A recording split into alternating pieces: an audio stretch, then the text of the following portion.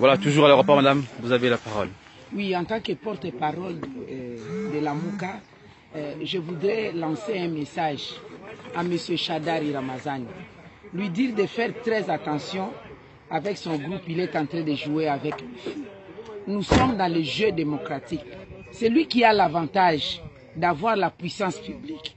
Parce qu'il est entouré de militaires, de la garde républicaine. Il a l'argent, la caisse de l'État. Il n'a qu'à dire un mot, on lui donne. Nous n'avons que nos cotisations. Lorsqu'il essaye d'inciter un petit groupe d'individus affamés qui ont besoin d'argent à Kindu, il oublie que c'est tout le Congo qui est derrière la Mouka. Lorsqu'on est en train de malmener les militants, la population de la Mouka à Kindu, et qu'aujourd'hui, dans tous les pays, partout où lui va passer, on fait des mèmes pour lui. Qu'est-ce qu'il cherche pour le Congo? Nous savons qu'il a ces comportements parce que déjà avant, il avait dit qu'on insulte les mères d'autrui. Nous savons qu'il a ces comportements parce que lors de son meeting, de la présentation de sa candidature devant sa base, n'est-ce pas, il avait dit que l'opposition va souffrir. Nous n'allons pas souffrir parce que nous avons le peuple avec nous. Nous avons compris aujourd'hui qu'ils ont sous-estimé la population. Tout simplement parce que 17 ans durant qu'ils sont dans les règnes du pouvoir, ils n'ont jamais été attentifs à la population. Monsieur Shadari, vous aviez été au pouvoir. Moi, je suis votre chef dans l'UDPS, moi et vous. Vous me regardez certainement dans des réseaux sociaux. Je suis votre chef. Vous savez comment nous avons travaillé, quelle a été notre vision pour gérer le Congo.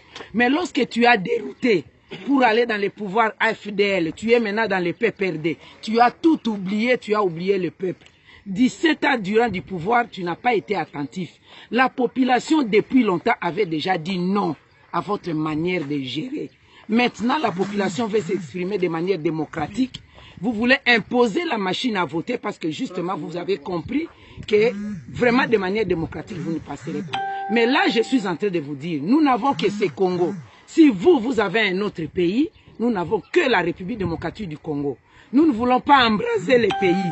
Nous sommes en train de travailler calmement en respectant les lois et règlements de la République. Nous avons le droit d'atterrir à Kindu. Moi, j'ai mes pieds, mes 2 pieds à Kindu. Monsieur Fayoulou a ses 2 pieds à Kindu parce que nous sommes tous des Congolais. Si vous osez continuer à cela, en tout cas, nous vous mettons en garde de laisser ce genre de comportement, de rappeler la garde républicaine qui doit être neutre, de rappeler vos militants qui doivent respecter les règles des jeux démocratiques pendant la campagne électorale. Et vous-même d'en prendre conscience. Sinon, vous allez emporter une grande responsabilité.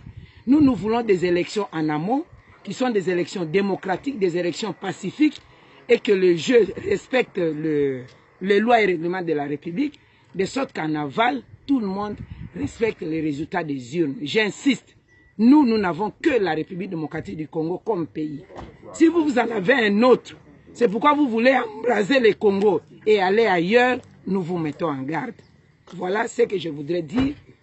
Et j'ose croire que l'opinion tant nationale qu'internationale est en train de suivre cette interpellation-là. Notre avion est aujourd'hui cloué. Nous n'avons qu'un avion de 8 places seulement. Alors que nous avons eu en leasing 3 avions et 5 hélicoptères. On a interdit tous ces avions de survoler l'espace congolais, comme si nous n'étions pas des Congolais. Nous n'avons que ces petits avions.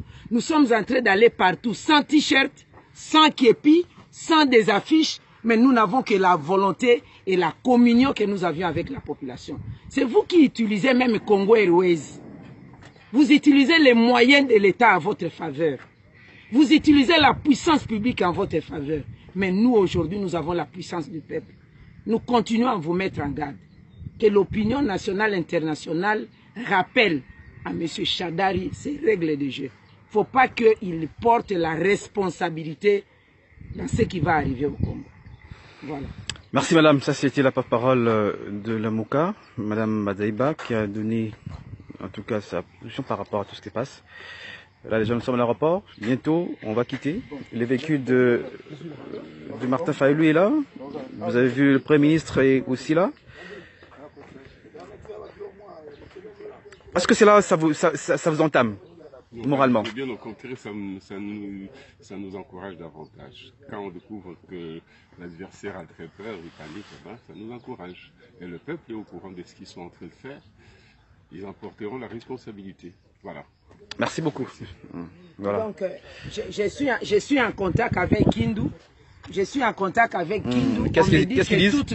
Toute la ville de Kindu aujourd'hui, on a éparpillé des milices avec des t-shirts frappés à l'effigie de Shadari, avec des planches et des clous, je ne sais pas, pour rechercher des LRA, des ADF Nalou, ou rechercher des Intériams qui viennent attaquer les Congo.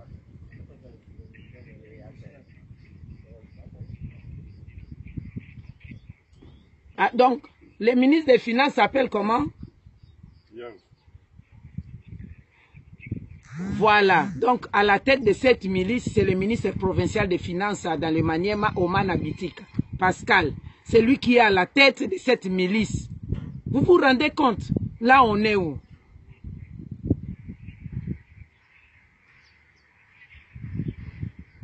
Donc, il y a aussi la commissaire spéciale Nafisa Soula qui est aussi dans ces milices. Donc, mais à ma connaissance, je sais que tous les habitants de Kindu, et même la province de Maniema dans son ensemble, Pangi, Kabambare, Kasongo, Lubutu, je crois que personne ne suit Shadari. Sauf les quelques personnes, les groupes d'individus qui sont en train d'instrumentaliser.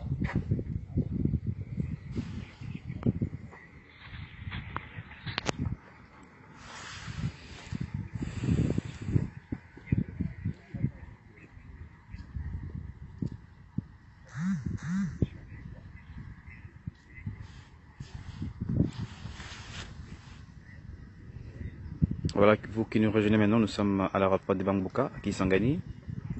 Après Bouta ce matin, M. Failou, le candidat numéro 4, est retourné à Kisangani parce qu'il y a des vives tensions à Kindu, là où DVC rentre d'ailleurs, vous vous souvenez.